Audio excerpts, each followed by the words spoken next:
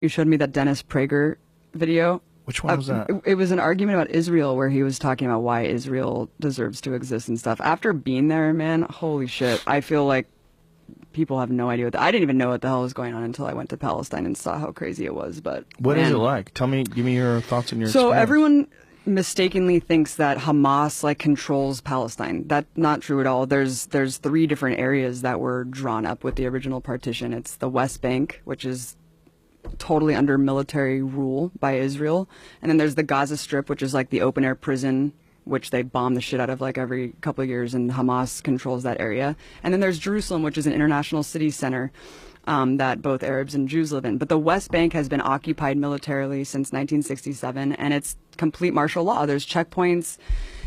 All political parties are illegal. You can't. Having a gun is like the least of it. You can't hold a flag. You can't belong to a political party. You literally can't do shit if you're a Palestinian. You just have to sit there and submit. And even if you share a photo of someone who was like killed by an Israeli soldier, you go to jail, and you go to jail for the amount of like months that, what? Yeah, based on the shares and likes of the photo, they'll penalize you more and put you in prison for longer and longer. I mean, I'll just tell you one story. If you put a photo on social media, like you put of someone who on Facebook, died, and they'll be like, "You're sharing a martyr and inciting people to like commit suicide, like on behalf of Palestinians. You go to jail," and they put them in jail. There's 99.7% conviction rate. Kids are tortured. Kids are in prison. It is absolutely insane. We went to the first day that we were there. We went to a funeral of some guy, some farmer who was shot by Israeli forces, and we went to the funeral. It was horrible. You know, all the women are wailing and crying. And as we're leaving, the Israeli forces had set up a checkpoint right outside of this dude's house and started tear gassing and shooting rubber bullets like at people who were simply attending the funeral, just to punish people for attending the funeral.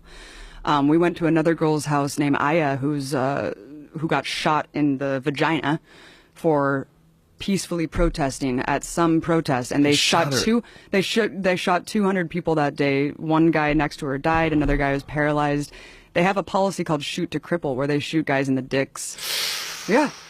Oh, it is fucking nuts, man. The West Bank is no joke. I thought that I was going to die several times. We were at this checkpoint going through Calandia, and there was this old man walking, like clearly drunk or something, and kind of like walking a little bit toward the checkpoint. They started shooting at him. Bullets are ricocheting off the thing. And my partner Mike, who was an invading soldier of Iraq, was just like, "We're going to die. Like, they're shooting this guy. There's bullets ricocheting." It was absolutely insane. And as we go through the checkpoint, the soldier's like, "Hey, stay safe out there." And I was like, yeah, when you guys are arbitrarily shooting people. And the person who was driving us had just told us that a couple months prior to that, some woman, Palestinian woman, because you can't go to Jerusalem. Like, if you're Palestinian, there's like barely any Palestinians who are even allowed to go pray at the most holy site, the Dome of the Rock in Jerusalem. You can't go to the beach. You're just completely constricted in a prison, and you can't travel. And he was just telling us that months before we went through this checkpoint, someone was going through the checkpoint because they got a permit to go into Jerusalem, which is like a lifetime golden ticket, like Willy Wonka. And they're walking, and she just got executed. And then what? Yeah, she just got executed, and she was bleeding out at this checkpoint, and her little brother tried to help her, and they shot him too. And they're like hiding the video of this. Why and this is they just shoot her? Because they fucking hate Palestinians, and Palestinians are animals to these people. It's sick, man. It's sick. It's really, really sick, Joe. And I couldn't even get into Gaza. We were banned from going into this territory because I was told by the Israeli government that I was a propagandist and that I was like an enemy agent. And so I wasn't allowed to go into Gaza. So Gaza's hell, but the West Bank is under martial law, and everything's illegal, and you can't do a goddamn thing. And it's super cool. Like, we went to this place called Ramallah that was just like Oakland, where they're smoking weed. There's like openly gay people there. Like, it's just completely different than what people think of Palestine, you know? People think of it as just a bunch of people with turbans on blowing themselves and up. Hamas is like, yo, you elected Hamas. And like, well, Hamas doesn't want Israel to exist. It's like, well, actually, Hamas is controlling this one area for a reason, because it was built as this surplus when Israel was created. Millions of refugees were put miles away from the homes that they were ethnically cleansed from and put into refugee camps in Gaza. And when the Israeli military wanted more and more land, by the way, all settlements in Israel are illegal. All of them are illegal in the West Bank, but they just keep creating more and more and more. And we would go to these villages of just Arab people living in these villages, and the settlers will come. You have to be a fanatical fucking asshole to move from California to an Arab village in Palestine and set up a goddamn tractor trailer and just live on top of their home. And they can have giant machine guns. They can firebomb you, they can shoot you, they can beat you up. They're protected by the state. You can go with a tractor trailer, set up a home. The state immediately runs a water line, a power line, and a military outpost to protect you. And the Arabs are just sitting there waiting to get killed or attacked.